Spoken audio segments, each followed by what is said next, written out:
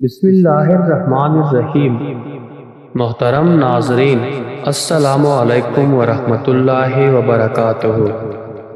بیان کیا جاتا ہے کہ کسی شخص نے کسی دوست سے 3000 دینار قرض لیا اور واپسی کی تاریخ مقرر ہو گئی، مگر ہوتا وہی ہے جو اللہ تعالیٰ کو منظور ہو۔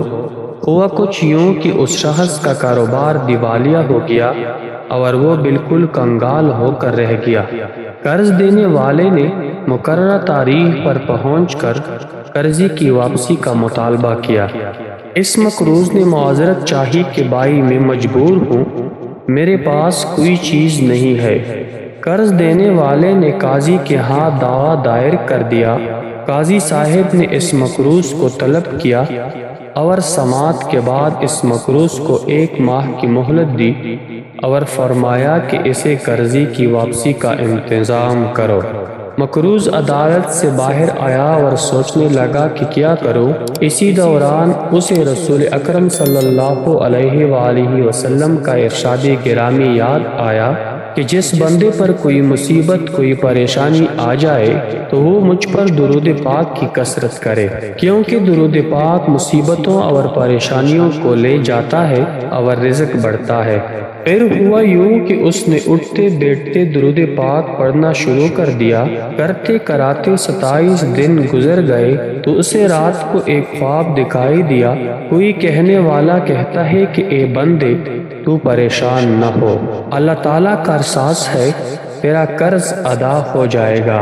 تو علی بن عیسیٰ وزیر سلطنت کے پاس جا اور جا کر اسے کہہ کہ قرض ادا کرنے کے لیے مجھے 3000 دینار دے دے۔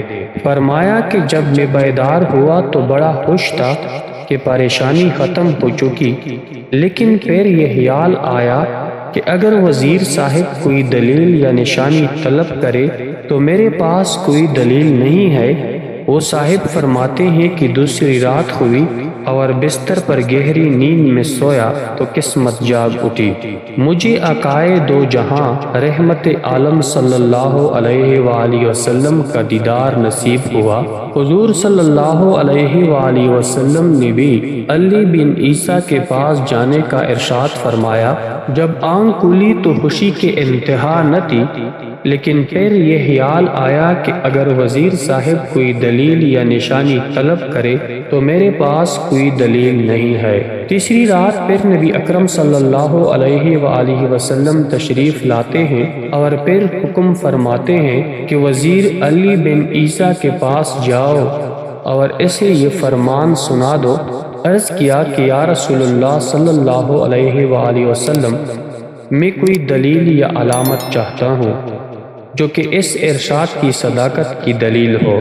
یہ سن کر حضور صلی اللہ علیہ وآلہ وسلم نے فرمایا کہ اگر تجھ سے کوئی علامت دریافت کرے تو کہہ دینا کہ اس کی سچائی کی علامت یہ ہے کہ آپ نماز فجر کے بعد کسی کے ساتھ کلام کرنے سے پہلے درود پاک کا تحفہ دربار رسالت صلی اللہ علیہ وآلہ وسلم میں پیش کرتے ہو، جسے اللہ تعالیٰ اور کرامن کاتبین کے سوا کوئی نہیں جانتا۔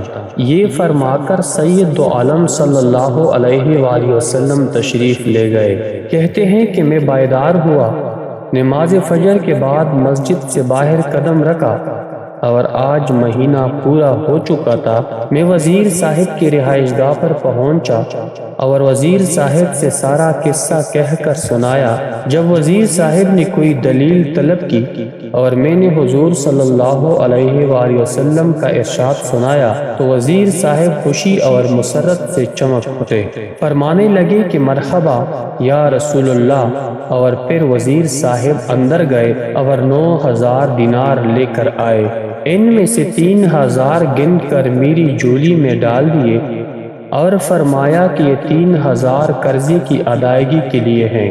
پھر 3000 دینار اور دیے کہ یہ تیرے بال بچے کا خرچ، اور پھر 3000 اور دیے اور فرمایا کہ یہ تیرے کاروبار کے لیے ہیں۔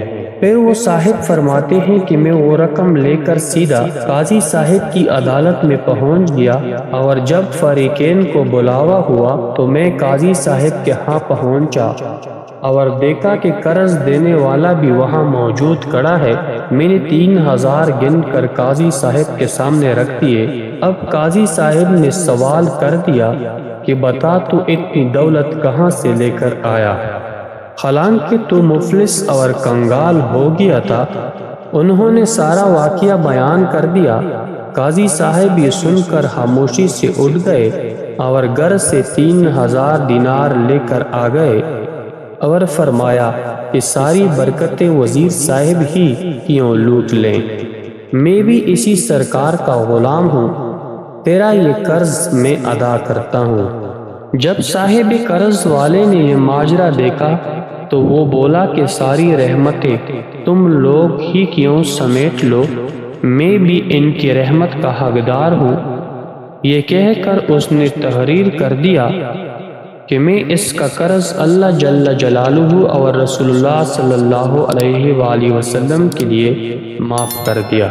اور پھر مقروض نے قاضی صاحب سے کہا کہ آپ کا شکریہ لیجئے، اپنی قرض سنبھال لیجئے۔ تو قاضی صاحب نے فرمایا کہ اللہ تعالیٰ اور اس کے پیارے رسول صلی اللہ علیہ وآلہ وسلم کی محبت میں جو دینار لایا ہوں وہ واپس لینے کو ہرگز تیار نہیں ہوں، یہ آپ کے ہیں، آپ لے جائیں۔